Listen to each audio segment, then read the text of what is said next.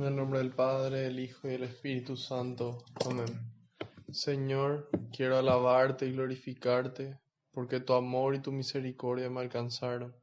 Quiero alabarte y glorificarte, porque tuyo es el poder, el honor y la gloria por siempre, Señor. Quiero alabarte y glorificarte, porque solo tú eres santo y no nos tratas a nosotros como merecen nuestras culpas. Quiero alabarte y glorificarte, porque por tu santa cruz redimiste al mundo entero por amor y con amor. Te pido perdón, Señor, por todos mis pecados de pensamiento, de palabra, de obra y de omisión. Te pido perdón de corazón, Señor, por todas las cosas malas que hice y las cosas buenas que dejé de hacer. Y le invito a que cada uno haga lo mismo en este momento, en el silencio de su corazón.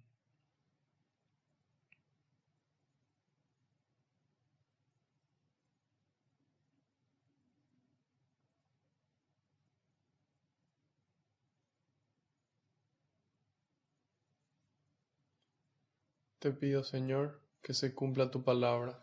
Tú dijiste que donde dos o más se reúnan en tu nombre, ahí vas a estar vos presente, Señor. Y aquí estamos reunidos más de dos. Y nosotros sabemos que aunque no te podamos ver, tú estás aquí entre nosotros, contento de que podamos conocer un poco más de tu palabra, de tu mensaje, y que de esta forma, Señor, podamos cumplir la voluntad del Padre en nuestras vidas y que también se pueda cumplir la voluntad del Padre en la vida de los demás.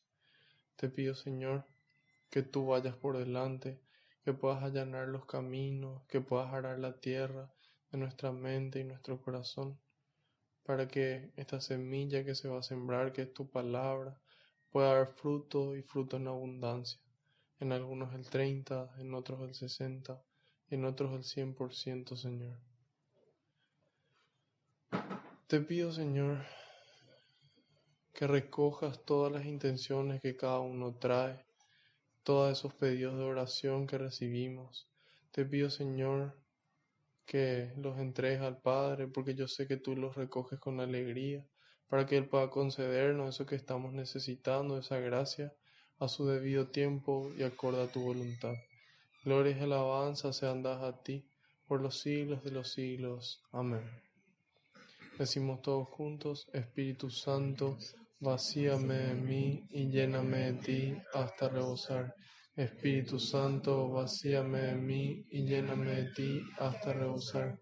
Espíritu Santo, vacíame de mí y lléname de ti hasta rebosar. Amén. Ahora les pido que en un momento de silencio intercedan por mí ante el Padre, para que todo lo que diga sean las palabras del Hijo, a través del soplo del Espíritu Santo, y que de esa forma se pueda cumplir la voluntad del Padre en mi vida y en la de ustedes.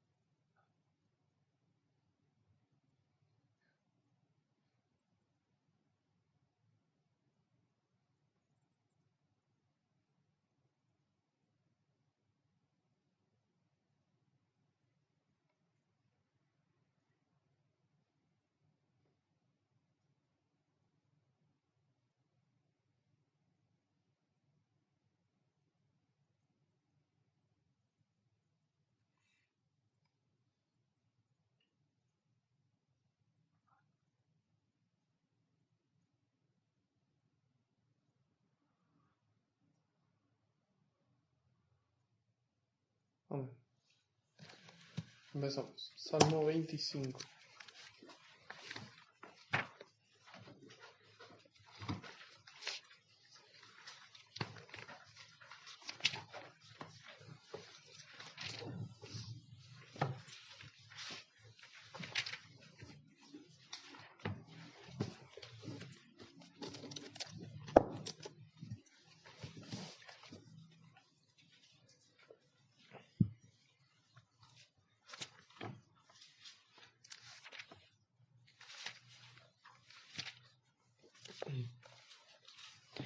Invocar a Dios en la prueba.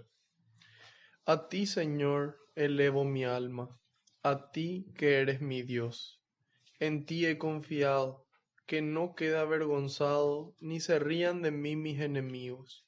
Los que esperan en ti no serán confundidos, pero sí lo serán quienes te mienten. Haz, Señor, que conozca tus caminos, muéstrame tus senderos. En tu verdad guía mis pasos, instrúyeme, tú que eres mi Dios y mi Salvador. Te estuve esperando todo el día. Sé bueno conmigo y acuérdate de mí. Acuérdate que has sido compasivo y generoso desde toda la eternidad.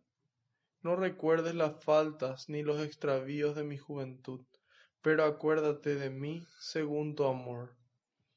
El Señor es bueno y recto, por eso muestra el camino a los que han pecado.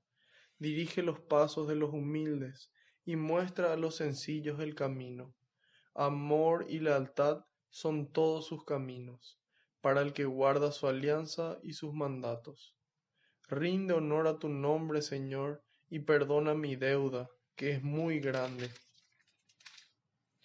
En cuanto un hombre teme al Señor, Él le enseñará a escoger su camino. Su alma en la dicha morará, y sus hijos heredarán la tierra. El secreto del Señor es para quien lo teme, le da el conocimiento de su alianza. Mis ojos nunca se apartan del Señor, pues Él saca mis pies de la trampa. Mírame y ten compasión de mí, que estoy solo y desvalido. Afloja lo que aprieta mi corazón y hazme salir de mis angustias. Contempla mi miseria y mi fatiga y quítame de encima todos mis pecados. Mira cuántos son mis enemigos y con qué odio violento me persiguen. Defiende mi vida, líbrame, no quede confundido por haber confiado en ti. Integridad y rectitud me guardarán. En ti, Señor, he puesto mi confianza. Oh Dios, redime a Israel de todas sus angustias. Palabra de Dios. Bueno, el título de este salmo es Invocar a Dios en la prueba. Muchas veces cuando aparece alguna prueba en nuestra vida, lo que menos pensamos es en invocar a Dios y nos desesperamos, queremos actuar de inmediato, siendo que en realidad nosotros si aplicásemos nuestra regla de oro de rezar, pensar y luego hacer, muchas pruebas iban a ser más fáciles de sobrellevar. Empieza diciendo, a ti, Señor, elevo mi alma, a ti que eres mi Dios. En ti he confiado, que no quede avergonzado, ni se rían de mí mis enemigos. Bueno, en otra parte de la palabra de Dios nos dice que nadie que haya puesto su confianza en Dios ha sido decepcionado. ¿Por qué? Porque en el momento en el que yo deposito mi confianza en Dios, en ese momento yo ya estoy. ¿Por qué? Porque yo sé que Dios o me va a sacar de esa situación o me va a dar la fortaleza para sobrellevarla durante el tiempo que sea. Entonces, apenas yo puse mi confianza en Dios, yo ya estoy listo para cualquier prueba. ¿Por qué? Porque sé que Dios me va a hacer pasar esa prueba o mientras que no pase la prueba, me va a dar la fuerza para sobrellevarla y dar testimonio de cómo una persona con Dios adentro sobrelleva esa prueba. Y ahí dice, los que esperan en ti no serán confundidos, pero sí lo serán quienes te mienten. Bueno, hay veces que algunos hechos de la vida nos confunden, no entendemos por qué ocurren o cómo ocurren. Y otras veces también ocurre no solamente eso con hechos en la vida, sino también ocurre con partes de la palabra de Dios. Entonces, en este Salmo 25, lo que nos quiere aclarar es que en la medida en la que nosotros tenemos esa confusión, pero esperamos en Dios, acudimos a las diferentes herramientas que Dios nos da para poder salir de esa confusión. Nosotros ya vimos que San Pablo nos dice que hay, perdón, es San Pedro en su segunda carta, capítulo 3, versículo 15, él nos dice que hay partes en la Escritura como en las cartas de Pablo también, que son difíciles de entender y que si nosotros interpretamos mal pueden ser para nuestra propia perdición. ¿Por qué? Porque si hay cosas que nosotros interpretamos mal, nosotros podemos estar justificando acciones que nosotros hacemos que son malas, creyendo de que Dios quiere eso, ¿sí? Entonces, en el momento en el que sentimos una confusión o queremos aprender más, Dios nos brinda las herramientas de personas que estudiaron, que conocen, que están dentro de la iglesia, que nos transmiten lo que Dios quiso transmitir con eso. Entonces, de esa forma nos aseguramos de confiar en Dios y de no quedar confundidos. Muchas veces, en la medida en la que le pedimos a Dios que nos revele, Él mismo nos va revelando de diferentes formas. En lo personal me tocó escuchar enseñanzas de una persona que ella decía em, el tema de las imágenes, o sea, sobre el tema de las imágenes hablaba y decía que era idolatría, no era idolatría, etcétera, etcétera. Entonces llegó un momento en el que yo tenía una confusión. ¿Y qué hice? Le pedí a Dios que Él me muestre, pero no me quedé de brazos cruzados sentado esperando a que la respuesta aparezca en mi mente. Empecé a ir al Santísimo, a orar, y ahí, por ejemplo, se me reveló otra duda que tenía con respecto al enojo. Y ahí, al abrir la Biblia, San Pablo decía, enójate pero sin pecar. Pero yo no tomé eso como si fuera una respuesta directa a Dios, sino que dije, bueno, ¿cómo esto encaja con el resto de la palabra de Dios? ¿Y qué enseña la iglesia con respecto a eso? Entonces fui hablando con personas de la iglesia, fui escuchando homilías, fui leyendo la palabra de Dios y de esa forma la confusión fue disipada. Entonces siempre que tenemos alguna duda es cuestión de preguntar a Dios, de confiar en su espíritu y acudir nosotros a todas las herramientas que Dios nos brinda a través de su iglesia.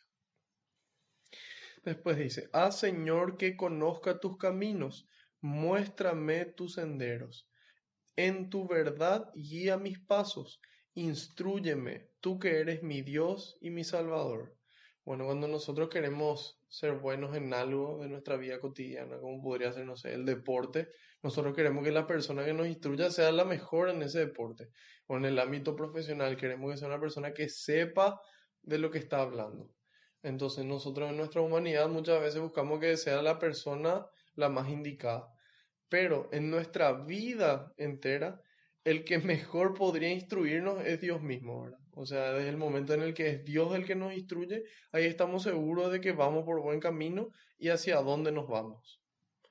Y ahí dice, en tu verdad guía mis pasos, instrúyeme tú que eres mi Dios y mi Salvador.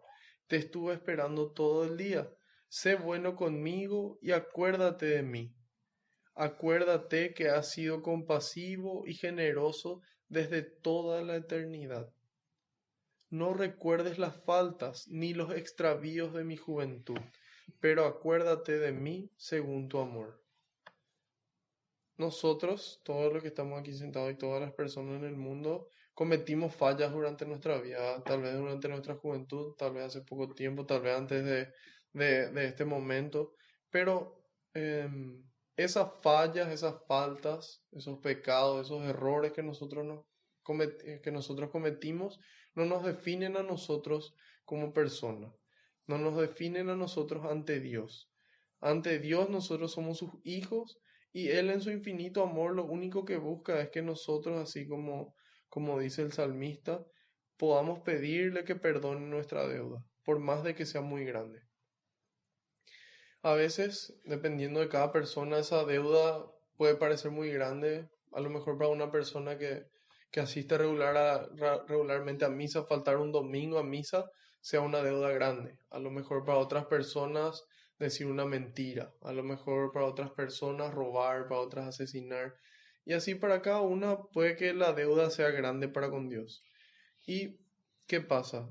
Puede que la deuda tampoco sea tan grande, pero nuestra actitud tiene que ser siempre la misma, esta de acudir a Dios para que Él nos perdone. Y una vez que Dios nos perdona a nosotros nuestra deuda, poder nosotros perdonarnos también a nosotros mismos, ¿sí?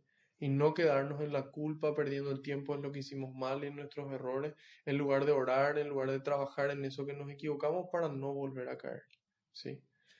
Y dice, no recuerdes la falta de mi juventud, pero acuérdate de mí según tu amor.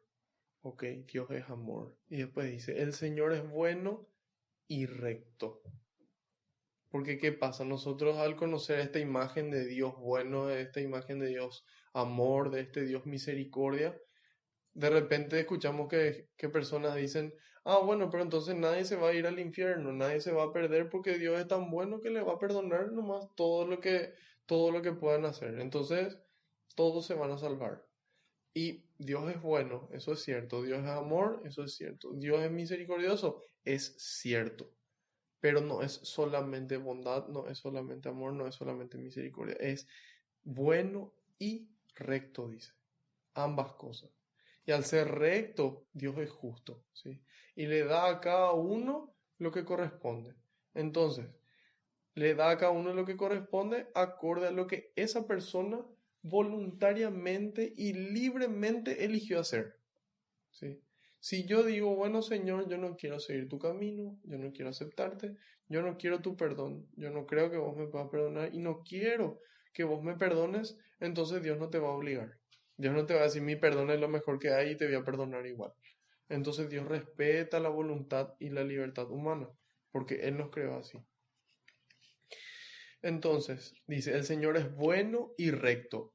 El que es recto corrige, ¿sí? Cuando un papá o una mamá se preocupa por su hijo, no es pobrecito que se fue y se le cayó nomás el vaso y tal cosa. No, si es que es necesaria una corrección y decirle, bueno, tenés que prestar más atención, eso es parte del amor también, ¿sí? No es solamente ser bueno y pobrecito y esto nomás, sino la rectitud también, porque eso implica el amor. Después dice, dirige los pasos de los humildes y muestra a los sencillos el camino. Nosotros leemos esto o tal vez otra persona y nos va a decir, pues es un Dios injusto. ¿Por qué a los humildes nomás le dirige? ¿Por qué a los sencillos nomás le muestra el camino y a los otros no? Bueno, ¿a quién le dirige el paso? A los humildes. ¿Por qué? Porque los humildes se dejan dirigir. ¿Sí? En cambio, al soberbio también Dios le quiere dirigir, pero el soberbio dice, no, yo ya estoy yendo por el camino, yo ya sé cuál es el mejor camino, me voy a ir por donde yo creo, por donde yo sé. Entonces no se deja dirigir, Él dirige. Entonces el momento en el que yo dirijo no es Dios el que dirige. Entonces, ¿por qué dirige el paso de los humildes? Porque los humildes se dejan dirigir. Esa es la diferencia. Y los sencillos les muestra el camino, porque ellos quieren ver y le piden a Dios, Dios, mostrame cuál es el camino. En cambio, si no le decís, ¿para qué yo le quiero pedir a Dios si es que yo ya conozco el camino, ya me fui por ahí? ¿Sí? Después dice, amor y lealtad son todos sus caminos, para el que guarda su alianza y sus mandatos. Y nosotros sabemos que en la medida en la que nosotros cumplimos estos mandamientos y guardamos esa alianza que hacemos con Él, solamente amor y lealtad son consecuencia de cumplir esos mandatos. Después dice, en cuanto un hombre teme al Señor, Él le enseña a escoger su camino. En cuanto un hombre teme al Señor, Él le enseña a escoger su camino. ¿Por qué? Porque yo tengo miedo de elegir mal el camino si no es Dios el que me está mostrando. Entonces, en la medida en la que yo tengo miedo de elegir mal porque no es Dios el que me muestra, yo acudo a Dios. Y cuando acudo a Dios, Dios me muestra. Si es que, por ejemplo, vamos a irnos al campo y un vaqueano, que es el que conoce, el que sabe, nos va a mostrar el camino. Nosotros tenemos que poder, primero que nada, acudir a Él. Si nosotros decimos, no, vamos a irnos nosotros nomás, el vaqueano no nos puede ayudar. En cambio, cuando nosotros acudimos a Dios, Él nos enseña a escoger. Pero, ¿cómo yo puedo confiar en un vaqueano que yo no tengo idea de quién es? ¿Cómo yo puedo saber hacia dónde me está apuntando el vaqueano si yo no le conozco? ¿Sí? Entonces, para que esta persona me muestre el camino y que yo confíe en que el camino que me muestra yo le tengo que conocer. ¿Sí? En la medida en la que yo le conozco al vaqueano, yo sé, este vaqueano ya me llevó por el camino que tiene que ser, me llevó de forma segura y llegamos a donde teníamos que llegar. Entonces, en la medida en la que yo le conozco a Dios, es más fácil ver hacia dónde Él me está apuntando. Había sido eso que Él me estaba mostrando, era un gesto. Había sido eso que me estaba mostrando, era otro gesto. Pero para eso yo le tengo que conocer a Dios. ¿Cómo le conozco a Dios? A través de su palabra, principalmente. Después dice, su alma morará en la dicha. Su alma en la dicha morará. ¿Por qué su alma? Porque hay veces que nuestro cuerpo sufre, hay otras veces que nuestra mente sufre. Pero si nuestra alma está en esa dicha, puede darnos a nosotros la fuerza para tolerar ese dolor, para tolerar esa situación mental. Entonces, en la medida en la que confiamos en Dios, nuestra alma mora en esa dicha y nos da a nosotros la fuerza para el cuerpo y para la mente. Y dice, y sus hijos heredarán la tierra. ¿Por qué los hijos? Es simple. El niño desde que nace lo primero que hace antes de entender lo que se le dice es copiar. El ejemplo es lo más fuerte que existe. Yo puedo hablarle acá todo lo que ustedes quieran, pero si yo no hago las cosas, no me van a escuchar, no me van a seguir, ¿verdad? Y eso mismo ocurrió con Jesús y va a seguir ocurriendo. Entonces, ¿por qué los hijos? Porque en la medida en la que los padres siguen a Dios, es mucho más fácil que los hijos sigan a Dios. Puede haber situaciones en donde no es así. Y seguramente hay muchos casos en donde los padres no siguen a Dios y los hijos sí. Y vos decís, ¿cómo es eso posible? Y esa es la misericordia de Dios. Que a pesar de que a lo mejor nuestros padres no siguieron el camino de Dios, Dios se apiada de nosotros y por amor nos permite a nosotros caminar. Y a lo mejor a través de nosotros que nuestros padres vuelvan a ese camino. No sabemos. Entonces, en la medida en la que los padres caminan, sus almas dichan y sus hijos probablemente van a heredar la tierra. A mí me tocó irme este fin de semana a la misa de cierre de un retiro y el coordinador del retiro le llamó a su abuela a pronunciar unas palabras frente a todos. La abuela del coordinador era una de las personas que estuvo cuando inició el movimiento peregrino, ¿sí? Que hace 45 años ella estaba. Y hoy en día ella transmitió en sus palabras y dijo que en la medida en la que uno vive con Dios, la gracia se multiplica. Y en ese lugar estaban, no solo, estaban 6 de sus nietos, estaba su hija sirviendo también en la parte de servicio, en la parte de cocina del retiro. Y ahí nos damos cuenta de cómo es verdad, de cómo se cumple esto en la vida de las personas, de que cómo esa señora durante 45 años permaneció fiel y hoy 6 de sus nietos estaban ahí, uno de ellos dirigiendo ese retiro, ¿sí? ¿Por qué? Porque el ejemplo es muy fuerte. En mí generó un anhelo tan grande de verle a 3 hermanos, el coordinador y 2 de sus hermanos ahí presentes, sirviéndole a Dios.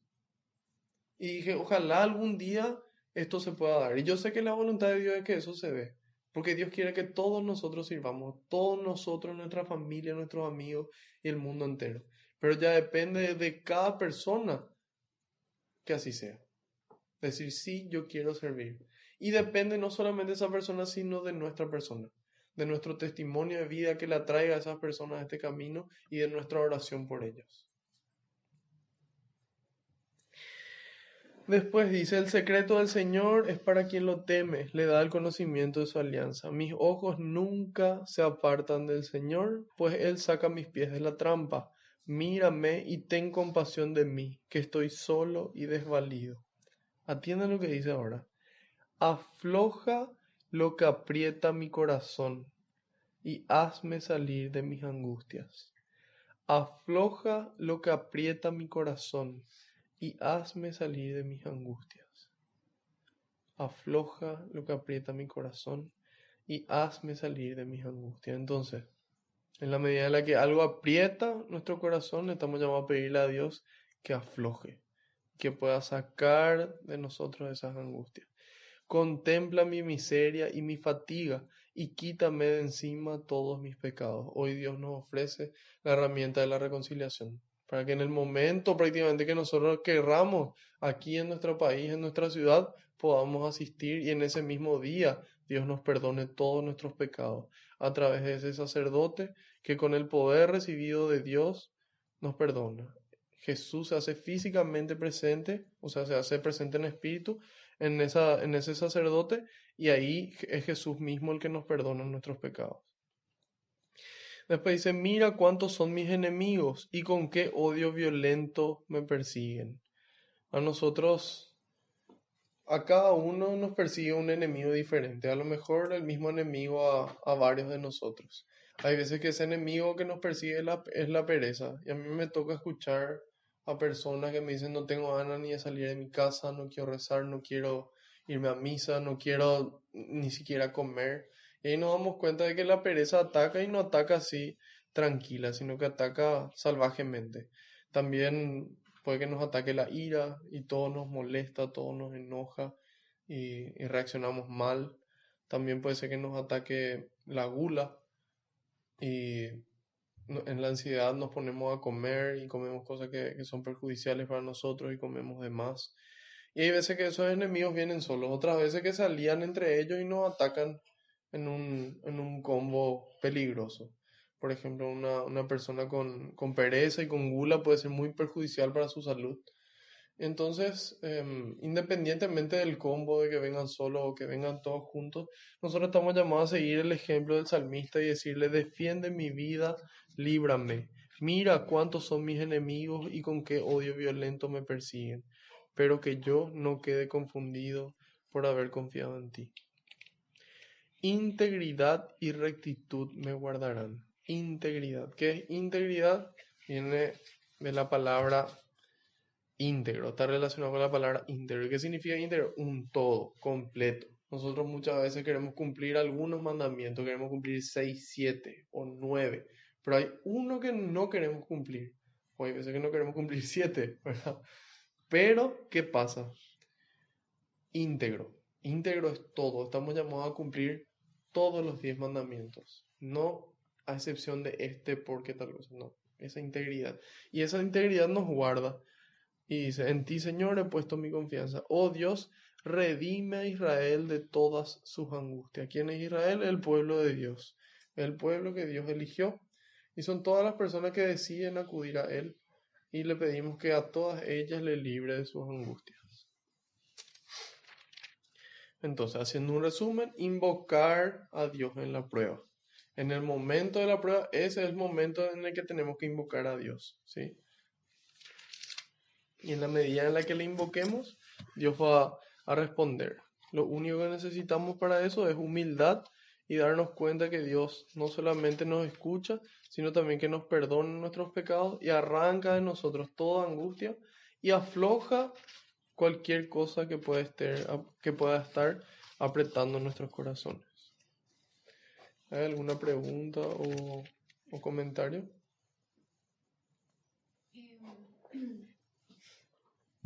Muchas veces yo presencié así que una persona, que a la persona se le dice, ay, pero ella es muy buena o algo así. Uh-huh. Y hace poco leí como un post que decía que no basta con ser bueno, sino que uno tiene que hacer el bien. Y a lo mejor, o sea, por eso, ser recto, hacer el bien. Y decía, porque el que es bueno muchas veces no sabe distinguir lo que viene del mal y lo que viene de Dios. Y el que hace el bien sí puede hacer esa distinción. Y estamos llamados a eso, no solamente a ser buenos, sino que hay un poco más allá. Y sí, porque justamente en la medida en la que vivimos ese bien, es como que toda esa experiencia, todo ese conocimiento teórico se baja a nuestra experiencia de vida y eso nos lleva a que en otra experiencia de vida podamos reconocer realmente si es bueno o es malo. ¿Alguien más? Ok. Y en la medida en la que nosotros podamos acudir a Dios, nuestra alma mora en la dicha y nuestros hijos, que pueden ser a veces nuestros padres, otras veces nuestros hermanos, nuestros amigos, alguien de la iglesia o un desconocido, también van a poder heredar porque van a ver ese testimonio en nosotros y van a querer acercarse a Dios. Pasamos a Lucas 6.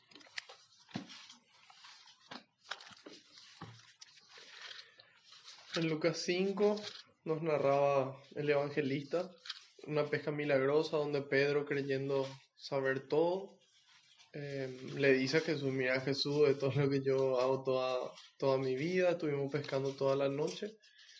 Y ahí Jesús le dice, tiren las redes. Y él le dice, Señor, nosotros ya nos esforzamos y no conseguimos nada, pero porque vos decís, vamos a hacer. Y ahí se produce el milagro. En la medida en la que le hacemos caso a Dios, y le permitimos a Dios obrar.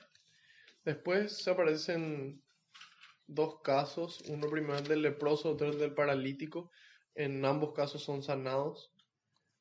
El leproso se presenta a él por voluntad propia y por su fe Dios le sana. En el caso del paralítico le presentan sus amigos y por la fe de los amigos Jesús le sana. Algo muy importante en el caso del paralítico es que primero le dice tus pecados quedan perdonados antes de sanarle. ¿Por qué? Porque es más importante la sanación del alma, la salvación de la persona, que la sanación física.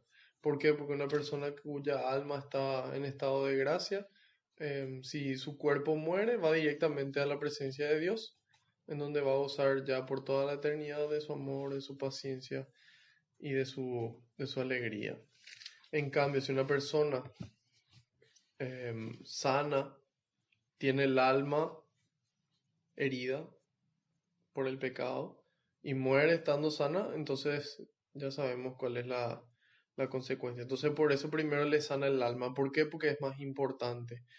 Una vez que Dios me sana el alma, ya si mi cuerpo se sana o no, ya va a depender de Dios solamente. Pero yo ya no me preocupo. ¿Por qué? Porque mi alma ya está a salvo. Y yo sé que Él o me va a sanar el cuerpo, y si no me sana por algún motivo, me va a dar la fortaleza para sobrellevar esa enfermedad. Después Jesús aclara de que Él no vino para la gente buena, que ya estaba en el camino bueno. Él vino para los enfermos, para esos corazones destrozados, para sanar. Él vino para eso. A continuación empieza Lucas 6. Dice, un sábado Jesús atravesaba unos sembrados y sus discípulos cortaban espigas, las desgranaban en las manos y se comían el grano. Algunos fariseos le dijeron, ¿por qué hacen lo que no está permitido en día sábado? Jesús le respondió, ¿ustedes no han leído lo que hizo David y con él sus hombres un día que tuvieron hambre, pues entró en la casa de Dios, tomó los panes de la ofrenda, los comió y les dio también a sus hombres, a pesar de que solo estaba permitido a los sacerdotes comer de ese pan? Y Jesús añadió, el Hijo del Hombre es Señor y tiene autoridad sobre el sábado. Otro sábado Jesús había entrado en la sinagoga y enseñaba. Había allí un hombre que tenía la mano derecha. Los maestros de la ley y los fariseos espiaban a Jesús para ver si hacía una oración en día sábado y encontrar así motivo para acusarlo. Pero Jesús, que conocía sus pensamientos, dijo al hombre que tenía la mano paralizada, levántate y ponte ahí en medio. Él se levantó y permaneció de pie. Entonces Jesús les dijo, a ustedes les pregunto, ¿qué permite hacer la ley en día sábado? ¿Hacer el bien o hacer daño? ¿Salvar una vida o destruirla? Paseando entonces su mirada sobre todos ellos, dijo al hombre, extiende tu mano. Lo hizo y su mano quedó sana, pero ellos se llenaron de rabia y comenzaron a discutir entre sí qué podrían hacer contra Jesús. En aquellos días se fue a orar a un cerro y pasó toda la noche en oración con Dios. Al llegar el día, llamó a sus discípulos y escogió a 12 de ellos, a los que llamó apóstoles: Simón, al que dio el nombre de Pedro, y su hermano Andrés; Santiago, Juan, Felipe, Bartolomé, Mateo, Tomás, Santiago, hijo de Alfeo, Simón, apodado Celote, Judas, hermano de Santiago, y Judas Iscariote, que fue el traidor. Jesús bajó con ellos y se detuvo en un lugar llano.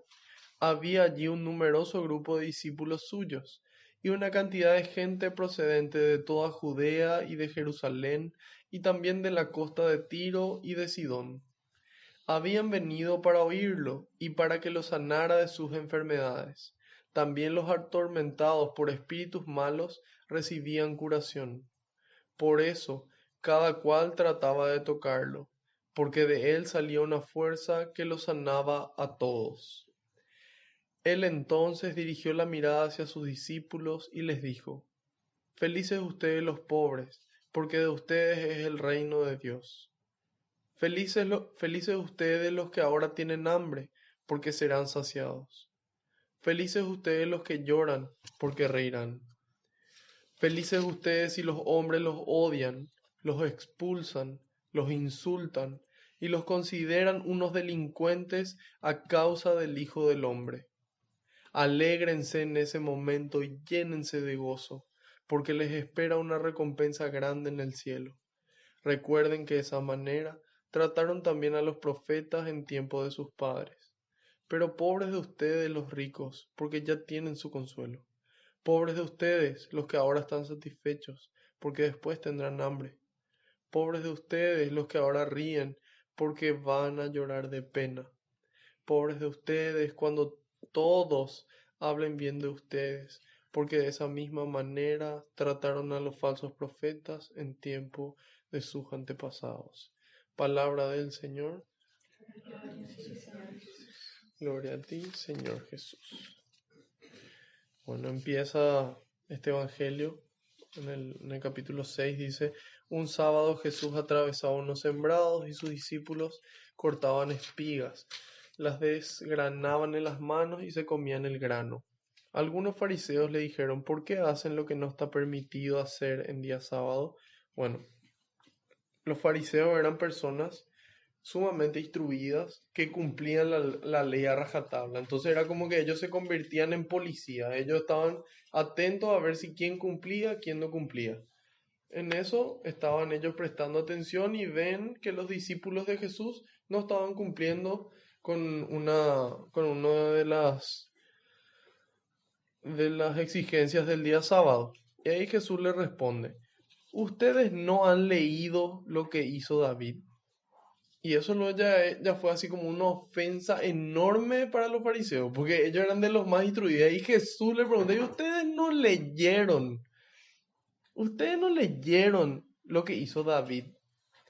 Como diciéndole: esta persona a la que ustedes admiran, esta persona que es acorde al corazón de Dios, hizo esto. Ustedes no se enteraron, ustedes no leyeron. ¿Por qué critican tanto? Y ahí nos damos cuenta de cómo muchas veces la ley se aplica dependiendo de a quién se le está juzgando. Si la persona, no sé, es pobre o no se le quiere o lo que sea, entonces se le aplica todo el rigor de la ley. Pero si la persona es una persona que es reconocida, una persona con poder, una persona con dinero, entonces la ley es más suave.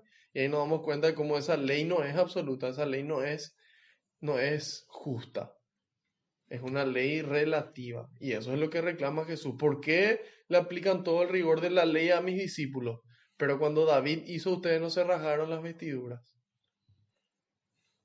Y ahí les dice: un día que tuvieron hambre, pues entraron a la casa de Dios, tomó los panes de la ofrenda y les dio también a su gente, siendo que solamente los sacerdotes podían comer. Ok, bueno, ellas se dan cuenta de que hay veces que ocurren estas cosas, en donde la ley ustedes no son igual de estrictos. Y ahí Jesús añadió: el Hijo del Hombre es Señor. Y está Señor con mayúscula. ¿Por qué? Porque ya dijimos varias veces que la palabra Señor viene del griego Kyrios, que escrito en mayúscula se refiere a Dios mismo, el que está por encima de todo, al dueño de la vida y de la muerte, al Rey de Reyes. Ese es Señor. Y ahí él dice: el Hijo del Hombre es Señor. Y tiene autoridad sobre el sábado. Y eso les molestó muchísimo a ellos. ¿Por qué? Porque ni siquiera el sumo sacerdote, el judío con el cargo más alto, tenía la potestad o el poder de hacer que no se cumpla el sábado, ¿sí? O sea, las exigencias del sábado. Ni el sumo sacerdote podía hacer eso. En cambio, Jesús le dice: yo tengo autoridad sobre el sábado. Él no podía dispensar, esa es la palabra. No podía dispensar las obligaciones del sábado. Y Jesús dice: yo tengo autoridad sobre el sábado. Entonces eso más rabia todavía les dio. Otro sábado Jesús había entrado en la sinagoga y enseñaba. Había allí un hombre que tenía paralizada la mano derecha. Los maestros de la ley y los fariseos espiaban a Jesús para ver si hacía una curación en día sábado, Entonces ahí nos damos cuenta que les molestó lo que Jesús hizo y nació en ellos un espíritu de venganza, de decir, bueno, a ver, algo le vamos a encontrar para poder acusarle. Pero Jesús, que conocía sus pensamientos, como Jesús conoce los pensamientos porque es verdadero Dios y Dios conoce todo, actos, pensamientos, sentimientos, proyectos, anhelos, sueños, todo. Ok. Y dice, pero Jesús, que conocía sus pensamientos, dijo al hombre de la mano paralizada, levántate y ponte ahí en medio. Las sinagogas solían tener una estructura circular donde en el medio era el lugar más importante. Y Jesús le dice, no solamente voy a hacer el bien, sino que voy a hacer el bien para que todos puedan ver. Así que levántate y ponete en el medio. Entonces Jesús les dijo, a ustedes les pregunto, ¿qué permite hacer la ley en día sábado? ¿Hacer el bien o hacer daño? ¿Salvar una vida o destruirla? En otro evangelio daba el ejemplo y decía, si su burro se cae y se lastima en un día sábado, ustedes no se van a ir a atenderle a su burro o le van a dejar morir. O sea, dando a entender que hasta a los animales muchas veces se le da más prioridad que a las personas. Entonces, en este caso, Lucas es más concreto y dice, ¿qué permite hacer la ley? ¿Hacer el bien o hacer daño? ¿Salvar una vida o destruirla? ¿Qué es lo realmente importante? Hacer bien las cosas. Hacer el bien. Hacer el bien. ¿Suena? Hacer el bien.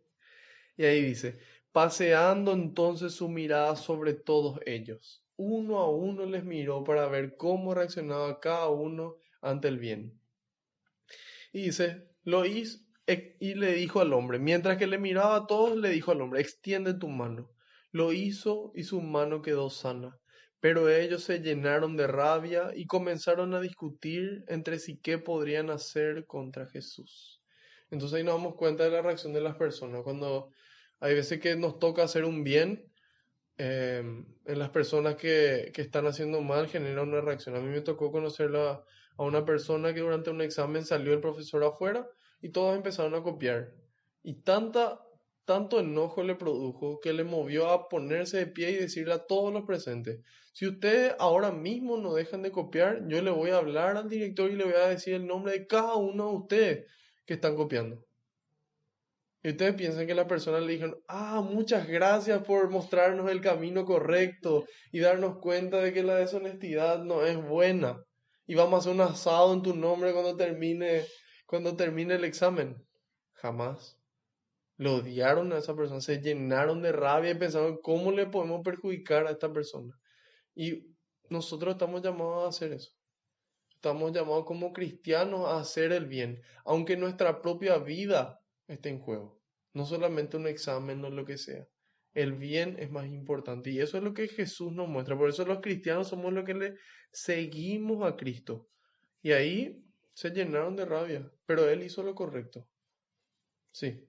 ¿A qué se refiere la pregunta qué permite hacer la ley el día sábado, hacer el bien o hacer el daño, salvar una vida o destruirla? Por lo que yo entiendo es, no importa el día ni el momento para hacer el bien, o a qué se refiere. Y hacia ahí va la respuesta. Lo que pasa es que a ellos en sábado solamente les permitía dar cantidad de pasos para no trabajar, para cumplir lo que estaba establecido en el libro del Éxodo, ¿verdad? Y ahí justamente entra lo que es el cumplir la ley por la ley. Y la ley no está hecha para ser cumplida nomás. O sea, la ley tiene un espíritu, que sería el espíritu de la ley, o sea, una intención. Cuando nosotros leemos en el Antiguo Testamento, en el capítulo 20 del Éxodo, en el versículo 8, ahí menciona a Dios de que es importante el descanso y que el sábado sea ese día de reposo, ¿sí? Entonces a nosotros hoy como católicos, como cristianos, ciertas personas de otras religiones, de otras creencias, nos critican a nosotros que nosotros somos herejes, que nosotros modificamos la Biblia, que porque nosotros festejamos el domingo y no el sábado. Entonces nos critican eso. Bueno, ¿qué pasa? Dios lo que quería era que su pueblo no sea esclavo del trabajo, ¿sí? Que nosotros trabajemos para vivir relativamente bien y no que nosotros vivamos para trabajar, ¿sí? Hoy en día hay muchísimos problemas a nivel mundial porque las personas se vuelven adictas al trabajo y eso genera conflictos con las demás personas, con su familia, con sus amigos. Y entonces Dios lo que quería era que no seamos esclavos del trabajo, que nosotros podamos dedicarle un día, aunque sea, a desconectarnos de todo y conectarnos con Él. ¿Sí? Si nosotros nos ponemos a leer qué es lo más importante para nosotros los cristianos, hay personas que ese reposo lo guardan el viernes, porque dicen, Jesús murió ese viernes, Él murió por nosotros, toda su pasión fue ese viernes. Entonces lo más importante que Jesús hizo por nosotros es su muerte. Pero si nosotros le leemos a San Pablo, él nos dice, si Jesús no hubiese muerto, nuestra fe sería vana. San Pablo dice, si Jesús no hubiera resucitado, nuestra fe sería vana. Eso dice en la primera carta a los Corintios, creo que es el capítulo 15. Tengo aquí anotado para evitar el error. Primera Corintios capítulo 15, versículo 14. Dice, si Jesús no resucitó, nuestra fe sería vana. Entonces, ¿cuál es el centro de nuestra fe? La resurrección. ¿Por qué? Porque la resurrección de Cristo, esa Pascua, es el paso de la muerte a la vida. Jesús dice, yo vine a traerles vida y vida en abundancia. Eso dice en el capítulo 10 de Juan, versículo 10. Yo vine a que tengan vida y vida en abundancia. Y eso se logra venciendo a la muerte. Con ese paso de la muerte a la vida, nos da vida a nosotros, ¿sí? Y nos da vida eterna, para siempre.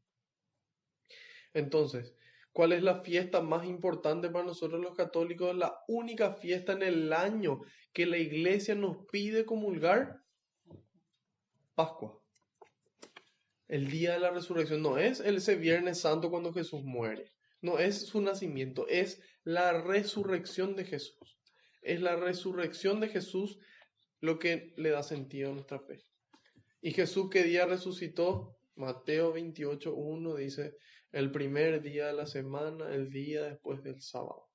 Si nosotros leemos Mateo 16, versículo 21, ahí Jesús anuncia de que el que el Mesías tenía que morir y resucitar al tercer día. Entonces, ¿qué día resucitó Jesús?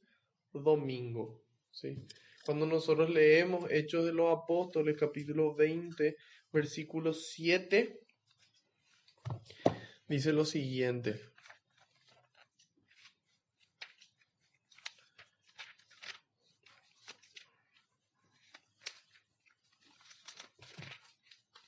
Dice, el primer día de la semana estábamos reunidos para la fracción del pan, y Pablo, que debía ir al día siguiente, comenzó a conversar con ellos, pero su discurso se alargó hasta medianoche. Había bastantes lámparas encendidas en la pieza del piso superior donde estábamos reunidos. Entonces, ¿qué dice? El primer día de la semana, que es el domingo, estábamos reunidos para la fracción del pan. Esos eran los primeros cristianos. ¿Por qué? Porque nosotros no somos judíos. Los judíos se reunían los sábados. Nosotros somos cristianos. Los cristianos se reúnen ya desde el comienzo los domingos. ¿Por qué? Porque sábado viene de Shabbat, que viene de descanso. Nosotros los domingos, domingo significa día del Señor, ¿sí?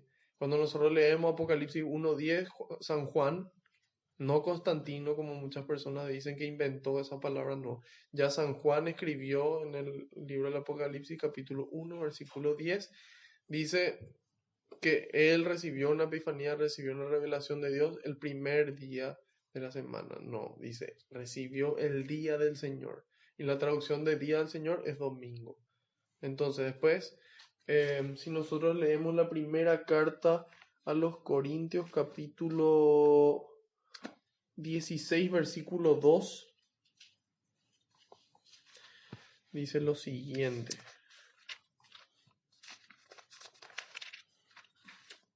Dice, cada domingo, cada uno de ustedes ponga aparte lo que pueda y no esperen a que yo llegue para recoger las limosnas. Cuando llegue, daré credenciales a los que ustedes hayan elegido para que lleven esas limosnas a Jerusalén. Y si puedo ir también yo, harán el viaje conmigo. Entonces dice, cada domingo, cada uno de ustedes ponga aparte lo que pueda. No dice sábado. ¿Por qué? Porque si se iban sábado no iba a estar ningún cristiano. Porque los cristianos se reunían domingo. Domingo.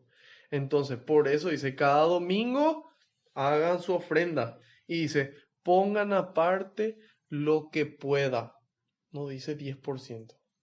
Dice lo que pueda. Si pueden 20%, 20%. Si pueden 80%, 80%. Si pueden 1%, y bueno, 1%. ¿Sí?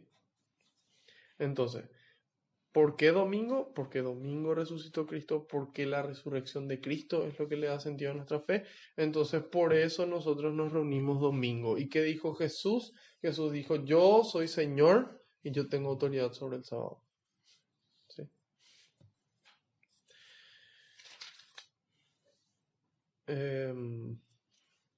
Bueno, hacer el bien primero que nada. Esa es la lección de esta primera parte. Después dice Jesús elige a los 12. En aquellos días se fue a orar a un cerro y pasó 15 minutos en oración con Dios. ¿O no? ¿Ah? Dice, pasó toda la noche en oración con Dios. Toda la noche en oración con Dios. Él sabía de que él tenía que elegir a las personas que iban a continuar su misión. Él sabía que él tenía que tomar una decisión muy importante. Y él le dio la importancia necesaria. No se acostó a dormir temprano para estar fresco, para elegir a sus discípulos. Estuvo toda la noche en oración con Dios. ¿Por qué? Porque él necesitaba discernir la voluntad de Dios. Él necesitaba saber quién Dios le decía, estas son las personas que vos tenés que elegir. Y Dios en la oración te revela su voluntad. Yo no puedo conocer la voluntad de Dios si yo no oro, si yo no leo su palabra. Y en la medida en la que yo oro y leo su palabra, puedo discernir de forma más fácil y más rápida qué es lo que Dios quiere. Pero por eso hace tanto hincapié en la oración. Dice toda la noche en oración con Dios. Y hay veces que tal vez una decisión requiera toda una noche o requiera meses de oración. O hay veces que no requiere oración. Si nosotros tenemos que elegir entre jamón de cerdo y jamón de pavo, probablemente no necesitemos hacer una oración para eso. Pero muchas de las decisiones que tenemos que tomar, sí. Entonces es el momento de aplicar nuestra regla de oro, rezar, pensar y luego hacer. Y hay veces que no va a ser toda una noche, van a ser 2 horas, van a ser 15 minutos, van a ser 30 segundos. Va a ser un Ave María, va a ser un Padre Nuestro. Por alguien o por algo, ¿sí? Pero lo importante es acordarnos de esa oración. Acordarnos de tenerle a Dios presente. De que en la medida en la que nosotros oramos vamos a poder actuar como Dios actúa y poder discernir su voluntad. Entonces por eso Jesús pasó toda la noche en oración. A mí me tocó vivir una situación donde se produjo un incendio y después de ese incendio una persona empezó a convulsionar y yo que hice, en ese mismo momento me senté al lado de la persona que estaba convulsionando y empecé a rezar. Y entre 6 personas ya estaban todos encima tratando de ayudarle. Y yo recé. Le pedí a Dios que se calme, le pedí a Dios por el enfermo, le pedí a Dios paz. Entonces pues me acerqué a las 6 personas que estaban ahí y le dije, ¿quién de ustedes ya hizo esto antes? Y ninguno respondió. ¿Alguien de que está acá ya hizo esto antes? Sí, yo, dijo una chica, bueno, vení vos. Y finalmente todo terminó bien. Pero ¿cómo yo voy a poder orar en una situación tan difícil como un incendio o una persona convulsionando? Y primero tengo que practicar, tengo que poder escuchar a un niño llorando y continuar orando, continuar pidiéndole a Dios lo que tengo que pedirle. Entonces, la medida en la que yo voy entrenándome para orar y poder comunicarme con Dios en las situaciones más difíciles, voy a poder orar también. Pero para eso implica un entrenamiento, eso implica que cuando yo escucho a un niño llorando o lo que sea, o música, y diga, no voy a más rezar que lo que tanto, no se puede rezar así y dejo, menos voy a poder en la situación en la que yo necesite. Entonces, tenemos que entrenarnos a orar, entrenarnos a comunicarnos con Dios, sea poco tiempo, sea mucho tiempo, pero a comunicarnos siempre con Él. Y bueno, y Jesús le llama a los 12 y ahí sabemos ya que había gente de poco dinero, mucho conocimiento, poco conocimiento. Seguramente algunos eran lindos, otros eran feos, bajos, altos, pero Dios no discrimina. Dios le llama a cada uno, ¿sí? Entonces, la importancia de la oración toda la noche, toda la noche. Y eso le dio a él la fuerza y el discernimiento para hacer lo que tenía que hacer. Seguramente que hubiese sido más fácil para Jesús elegirle nomás a 12 personas que todos eran multimillonarios, todos eran ricos y recorrer el mundo en sus barcos, ¿verdad? Pero él no le eligió a eso, él eligió a las personas que Dios le dijo, ellos tienen que ser. Entonces, ejemplo para nosotros. Después empieza el discurso del monte, o de la llanura también le suelen llamar. Dice Jesús bajó con ellos, había un grupo numeroso que venían para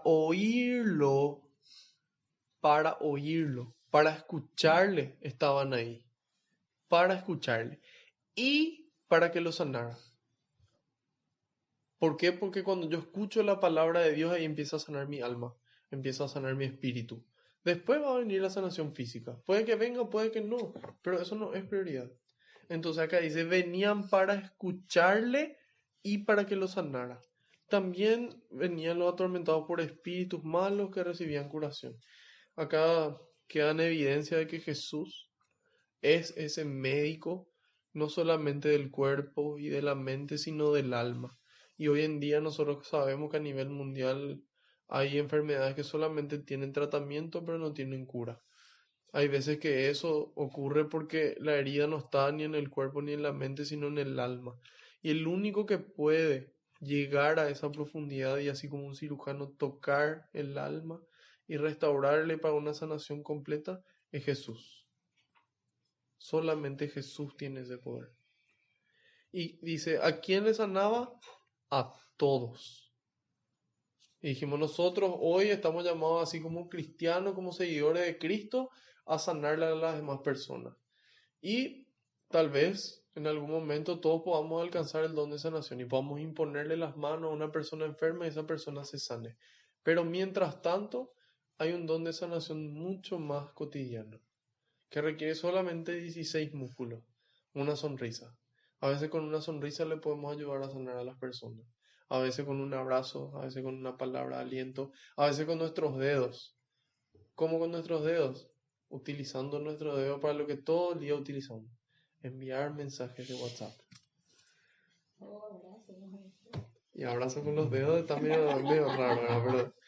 Pero enviar mensajes de WhatsApp, a lo mejor con un mensaje de WhatsApp, a lo mejor con un sticker, podemos ayudarle a sanar a las personas y robar una sonrisa así como la que tiene usted ahora en su rostro. Y es simpático, pero es cierto. Entonces, nosotros estamos llamados a sanar, aunque sea con un sticker, pero a sanar. ¿Cierto? Hay stickers que sanan. Y es simpático, pero es cierto. Entonces, volviendo a lo nuestro, estamos llamados a sanar con palabras, con mensajes, con lo que sea, pero ¿a quién? Nosotros a quién le queremos sanar. Nosotros queremos sanarle a la gente a la que queremos, a la gente que nos quiere, y a la gente que no, ¿verdad? En cambio, el ejemplo de Jesús de que sea quien sea la persona que nosotros notamos que necesita sanación, ese es el momento de actuar y de sanar, ¿sí? Y ahí Jesús le dirige unas palabras y empiezan las bienaventuranzas. Nosotros hoy queremos saber cómo ser felices. Bueno, Jesús acá te dice, Él en vez de decirte, hablar en negativo y decirte, maldito el que haga esto, maldito el que no haga lo otro, Él nos dice, feliz, bienaventurado, bendito el que hace lo siguiente. Y dice, bendito los pobres, bendito los que tienen hambre, bendito los que lloran. Felices los pobres, felices los que tienen hambre, felices los que lloran. ¿Por qué? Porque la palabra de Dios es esa buena noticia. Ese es el Evangelio, la buena noticia que viene para quién y para el que más necesita principalmente. ¿Y quién es el que más necesita?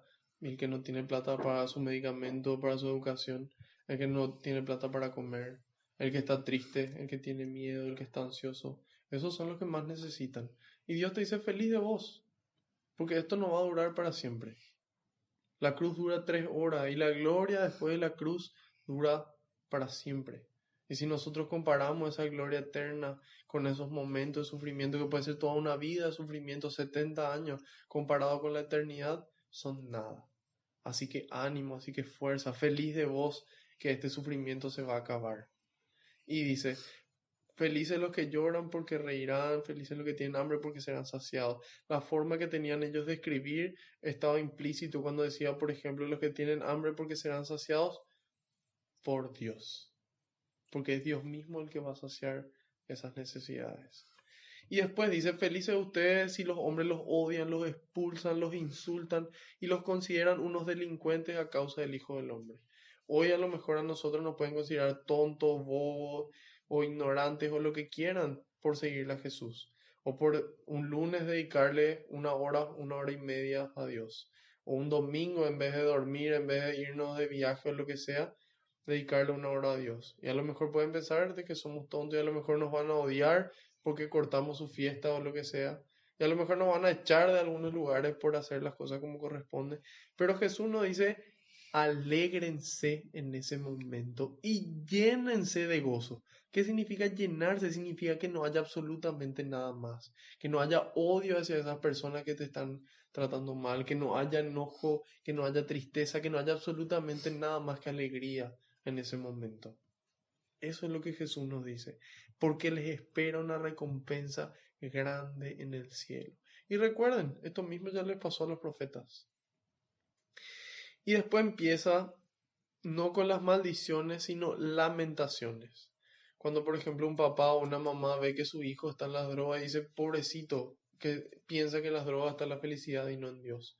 O le ve a su hijo todo el tiempo trabajando y preocupándose por cosas materiales. Dice, pobrecito mi hijo que no entiende que las cosas importantes no son las materiales, sino es Dios. Entonces eso es lo que empieza a decir Jesús. Dice, pobre ustedes los ricos, porque ya tienen su consuelo. En vez de buscarle a Dios, deciden consolarse con eso. La gente que tiene hambre come y está contento ya por su comida y no le busca a Dios. Puede que no le busque a Dios. Después dice, por ustedes los que ríen, porque buscan solamente esa felicidad terrena. Lo único que importa es estar contento y lo único que importa es ser feliz con las cosas del mundo. Dice, pobrecitos ustedes, no entienden qué es lo verdaderamente importante. Y al último dice, pobres de ustedes cuando todos hablen bien de ustedes. Porque de esa misma manera trataron a los falsos profetas en tiempos de sus antepasados. ¿Qué pasa si todos hablan bien de mí? Si yo soy amigo de todos, evidentemente que algo estoy haciendo mal. Porque si a mí los buenos me quieren y los malos también me quieren, significa que soy un tremendo tibio. Porque hago cosas buenas y por eso me quieren los buenos. Y hago cosas malas y me quieren los malos. Entonces así yo estoy bien con todos. Porque desde el momento en el que yo soy bueno, eso no le gusta a la gente que hace mal las cosas. Y empiezan a hablar mal de vos, y vos que te crees que sos un santo, y que tal cosa y tal otra. Incluso empiezan a inventar cosas en contra de la persona con tal de perjudicarle. Y viceversa, si las personas hacen cosas malas, los malos están contentos, pero los buenos no están contentos. Los buenos están denunciando esas injusticias, hablando mal de nuestros actos. Y entonces ahí nos damos cuenta de que si todos nos quieren, algo estamos haciendo mal. Y por eso dice, pobrecitos de ustedes, si todos hablan bien de ustedes. Porque significa que algo están haciendo muy mal. Si solamente buscan que la gente hable bien de ustedes. Y cuando están con los buenos hacen cosas buenas. Y cuando están con los malos hacen cosas malas para que los malos también les quieran. Pobre de ustedes, no es esa la prioridad. La prioridad es hacer bien siempre, aunque su vida está en juego. Eso hice yo, nos dice Jesús. Entonces, haciendo un resumen de todo lo que nos enseñó, empieza con el día sábado y nos dice que lo importante es poder descansar. Para nosotros el domingo, porque es el núcleo, es el centro, es la razón de nuestra fe, la resurrección de Jesús. Hacer el bien por sobre todo, hacer bien sea quien sea que esté mirando. Después nos habla de la oración profunda, la oración permanente, la oración constante, la oración para tomar decisiones. Y después finalmente Jesús nos sana a todos, ejemplo para nosotros de sanarle a otras personas, y nos muestra el camino de la felicidad. ¿Qué es lo realmente importante? ¿Es Dios o son las cosas? Feliz es lo que se den cuenta de que Dios es la prioridad. Y pobrecitos los que no se dan cuenta, porque no van a encontrar la felicidad. ¿Sí? ¿Hay alguna pregunta, comentario?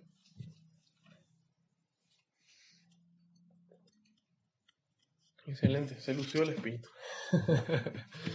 Punto para él. Vamos a dar gracias entonces.